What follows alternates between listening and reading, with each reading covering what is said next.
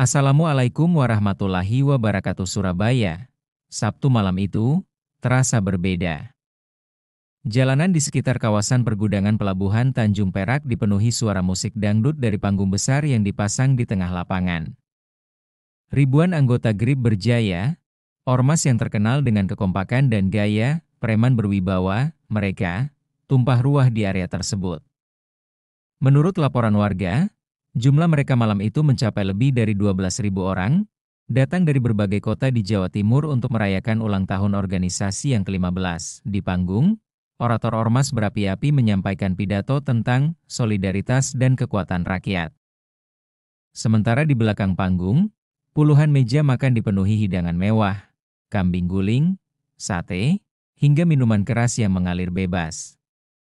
Suasana semula penuh tawa dan nyanyian, namun, di sudut gelap lapangan, beberapa anggota senior GRIB berbisik serius. Mereka baru saja menerima kabar bahwa konvoi truk taktis milik Kopassus akan melintas tak jauh dari lokasi pesta. Konvoi itu diketahui sedang dalam perjalanan menuju markas latihan tempur di daerah Malang, membawa perlengkapan sensitif. Awalnya, kabar itu hanya dianggap rumor. Tapi sekitar pukul 23.30, suara deru mesin berat mulai terdengar dari arah utara. Dari balik pagar kawat, lampu sorot kendaraan militer mulai terlihat. Saat itulah, beberapa anggota GRIB yang sudah dipengaruhi alkohol mulai meneriakkan ejekan dan memancing keributan. Kapten Suryo, komandan konvoi Kopassus malam itu, sudah memperkirakan situasi rawan. Ia memerintahkan semua kendaraan untuk memperlambat laju dan menjaga jarak aman. Tapi ia tidak tahu bahwa dalam beberapa menit ke depan, pesta itu akan berubah menjadi awal tragedi pembakaran 5 truk taktis yang membuat Surabaya gederu mesin truk taktis Kopassus semakin mendekat. Lampu sorotnya memantul di permukaan jalan, membuat beberapa anggota GRIB yang berada di depan gerbang pesta menutup mata sambil berteriak-teriak. Ini jalan siapa yang punya? Teriak seorang pria berbadan besar dengan rompi ormas, sambil melambaikan botol birnya. Beberapa anggota lain ikut maju, menutup sebagian jalan dengan kursi plastik dan sepeda motor. Kapten Suryo yang berada di truk paling depan segera memerintahkan sopir untuk berhenti. Ia turun, melangkah tegap dengan senjata di bahunya. "Minggir. Ini kendaraan militer, ada perintah negara," katanya dengan suara tegas, namun teriakan itu justru memancing tawa dan ejekan. "Negara? Negara juga lewat kita, bos," balas salah satu pentolan GRIB sambil mendorong dada seorang prajurit. Suasana memanas. Beberapa anggota Kopassus mencoba meredakan ketegangan, tapi sebagian anggota GRIB yang sudah mabuk mulai melempar botol kosong ke arah truk. Satu botol pecah tepat di dekat ban, membuat prajurit yang berjaga terpaksa mundur beberapa langkah. Di belakang, anggota GRIB yang lain mulai berkerumun, jumlahnya ratusan, menutup jalan sepenuhnya. Teriakan, "Bakar! Bakar!" mulai terdengar. Beberapa membawa galon berisi bensin yang awalnya dipakai untuk genset panggung. Kapten Suryo sadar situasi bisa lepas kendali kapan saja. Ia memegang HT, bersiap menghubungi markas untuk meminta bantuan. Tapi sebelum ia sempat bicara, suara ledakan kecil terdengar. Ban salah satu truk bocor akibat tusukan benda tajam. Itu menjadi pemicu. Puluhan anggota GRIB langsung menyerbu, dan bentrokan fisik tak terelakkan. Di udara, aroma bensin mulai menyengat, pertanda buruk akan segera terjadi. "Kalau mau, aku bisa langsung lanjut ke bagian Kopassus mulai dibakar. Mau saya teruskan?" Teriakan dan dorongan berubah menjadi kekacauan penuh. Puluhan anggota GRIB yang sudah dikuasai amarah mulai memanjat ke atas truk taktis Kopassus. Mereka memukul-mukul bodi kendaraan dengan batang besi dan kayu. Seorang prajurit Kopassus berusaha menahan seorang pemuda bertubuh kekar yang membawa jerigen bensin. "Lepas! Jangan bodoh!" bentak prajurit itu, tapi si pemuda justru menyiramkan bensin ke bagian depan truk. Bau menyengat bensin langsung menusuk hidung. Dalam hitungan detik, korek api dinyalakan. Api kecil itu menyentuh genangan bensin di tanah. Wos! Lidah api menjalar cepat ke ban dan mesin.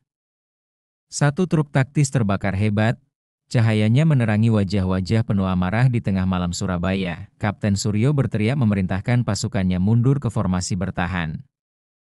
Jangan balas. Prioritaskan perlindungan personel. Tapi sulit menahan emosi. Beberapa prajurit mulai terlibat baku pukul dengan anggota GRIP yang mencoba menyerang dari samping. Sementara itu, massa GRIP semakin beringas. Api dari truk pertama membuat mereka semakin berani. Teriakan, bakar semua, menggema. Dua anggota ormas terlihat menyeret selang bensin dari panggung, menyiram truk kedua dan ketiga. Warga sekitar yang awalnya menonton dari jauh mulai berlarian menjauh. Dentuman ledakan kecil terdengar dari arah truk pertama ketika ban besar meletus akibat panas. Api menjilat langit, asap hitam tebal mengepul, menandai bahwa malam itu Surabaya sedang berada di ambang kerusuhan besar. Kapten Suryo tahu, jika ia tidak mengambil langkah cepat, seluruh konvoi bisa musnah di tengah amukan massa. Ia mengangkat HT dengan tangan bergetar, siap memanggil bala bantuan besar-besaran dari markas Kopassus di Jawa Timur. Kedatangan pasukan bantuan Kopassus dan pertempuran jarak dekat dengan ribuan anggota GRIP. Mau lanjut? Jeritan sirene terdengar dari kejauhan, semakin lama semakin mendekat. Kapten Suryo yang masih memegang HT menerima laporan bahwa dua peleton bantuan Kopassus sedang meluncur dari markas terdekat di Wonokromo, lengkap dengan kendaraan lapis baja ringan. Sementara itu, api telah melahap 3 truk taktis. Ledakan demi ledakan kecil terdengar, membuat anggota GRIP semakin bersemangat. Mereka bersorak, melempar batu dan botol berisi bensin ke arah sisa konvoi yang masih bertahan. Bertahan! Jangan sampai mereka kuasai seluruh kendaraan, teriak Kapten Suryo sambil memimpin barisan prajurit membentuk pagar manusia di depan dua truk terakhir. Tiba-tiba, dari arah barat, lampu sorot putih menyilaukan menerobos kegelapan. 3 kendaraan taktis Anoa milik Kopassus muncul, diikuti puluhan prajurit bersenjata lengkap dengan pelindung tubuh. Langkah mereka cepat, teratur, dan penuh kewaspadaan. Massa GRIP yang tadinya beringas mulai goyah, tapi jumlah mereka yang ribuan membuat sebagian tetap bertahan.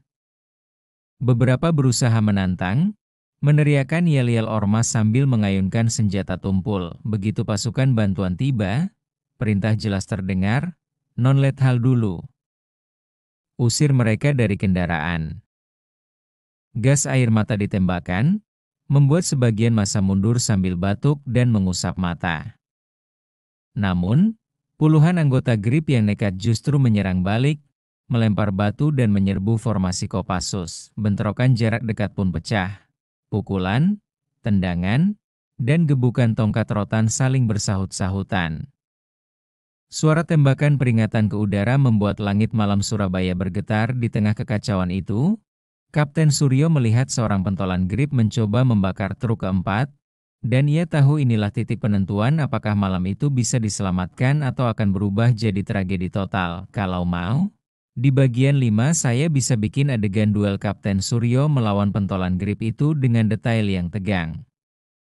Mau lanjut? Aut asap tebal menutupi sebagian pandangan.